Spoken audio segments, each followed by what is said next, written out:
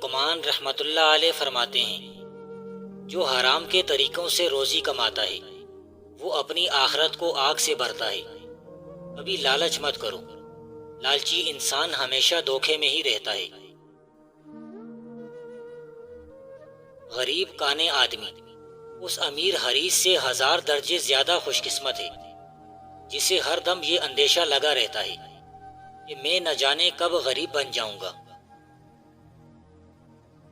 جو شخص اللہ پر توکل کرتا ہے اس کے سب کام پورے ہو جاتے ہیں، اور اسے اللہ کے سوا کسی شخص کی طرف کوئی ضرورت باقی نہیں رہتی، اور نہ ہی کسی کے احسان کی۔ جس کی آنکھیں اللہ کے دیدار سے محروم ہوں وہ سب سے بڑا بدنصیب بنتا ہے۔ اللہ کو پیار سے یاد کرو، جسم و جان میں لطافت میں کافی حد تک اضافہ ہو جائے گا۔ علم ہمیشہ نیکی کا کھلا اور روشن راستہ دکھاتا ہے، جہالت تمہیں اندھیری کوٹری میں لے جائے گی جہاں تم غرق ہو جاؤ گے۔ چھوٹی عمر میں حکمت کو سیکھنے کی کوشش کرو، بڑی عمر کے ہو کر اسے لوگوں تک پھیلانے کے لیے سفر کرو۔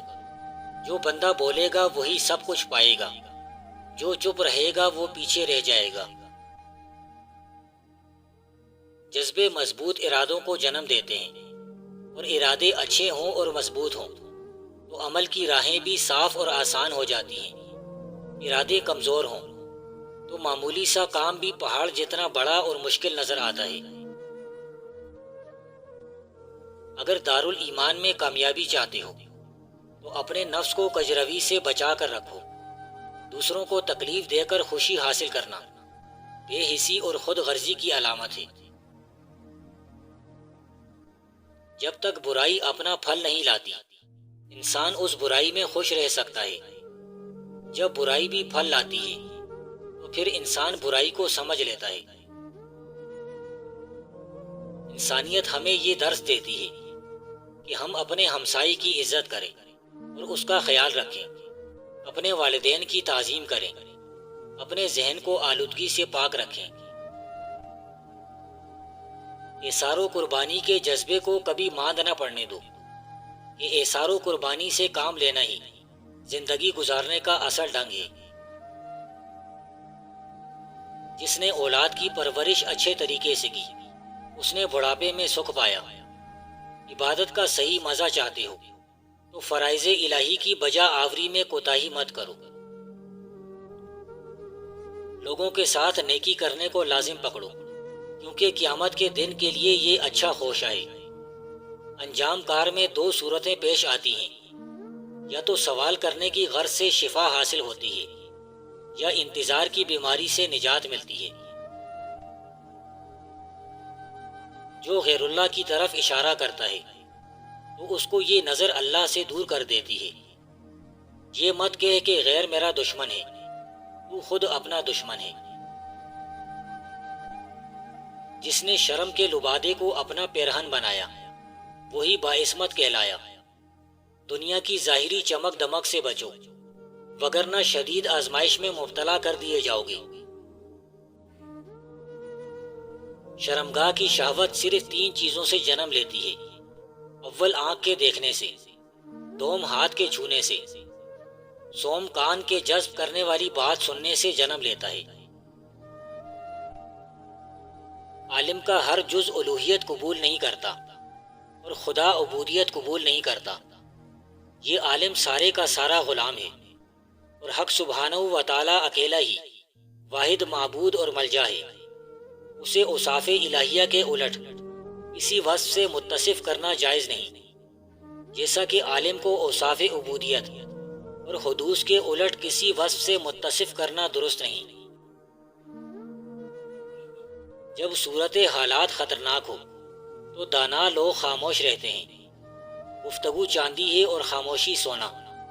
خاموشی میں الفاظ سے زیادہ فصاحت ہوتی ہے۔ وہ غلام جو نہ صرف اپنی آزادی کی کوششوں سے بے جان چراتا ہے بلکہ اپنی غلامی کا جواز پیش کرتا ہے اور اسے خوبصورت جامہ پہنا کر پیش کرتا ہے، ایسا غلام پاجی کمینہ اور سفلی ہے۔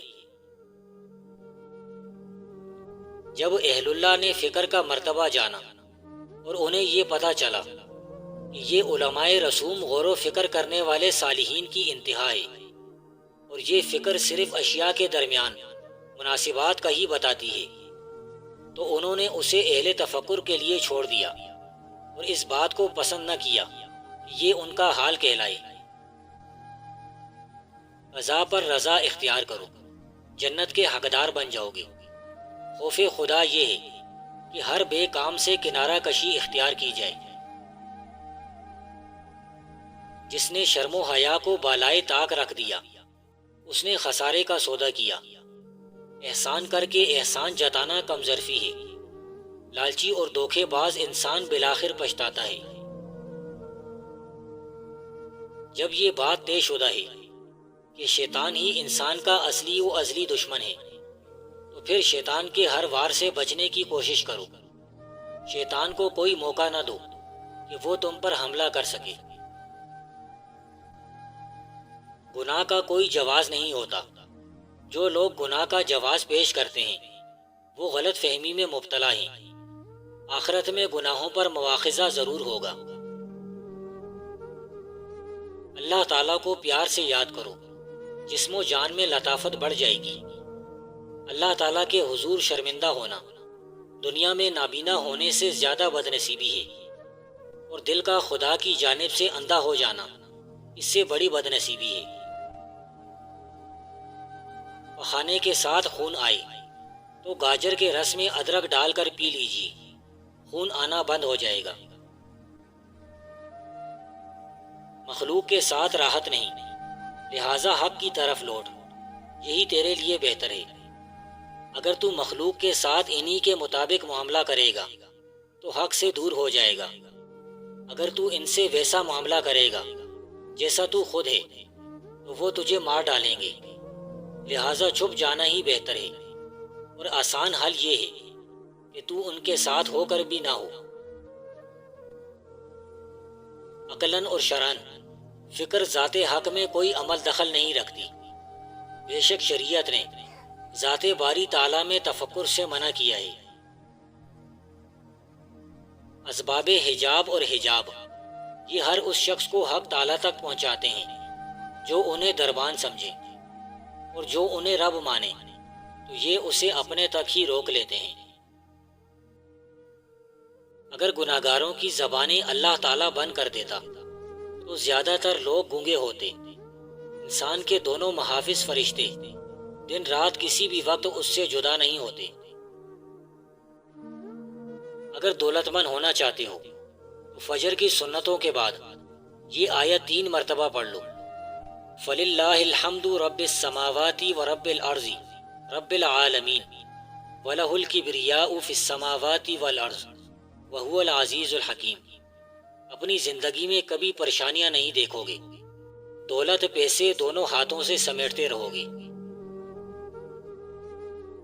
خلق اور حق کا ذات کی حیثیت سے ایک ہونا کسی صورت درست نہیں، ہاں اس حیثیت میں کہ یہ ذات واحد سے موصوف ہو، یعنی صفات کی حیثیت سے۔ عناصر میں ہوا طاقتور ترین عنصر ہے اور روح ہوا کے مشابہ ہے، تو اسے بھی قوت حاصل ہے۔ حق تعالیٰ اشیاء کے وجود کا عین ہے، اشیاء کا عین نہیں۔ کینہ و حسد فساد روح جسم ہے، اور ان سے بچنا ہی دراصل حفاظت روح ہے۔ اگر روح کی راحت کے طالب ہو تو قناعت اختیار کرو۔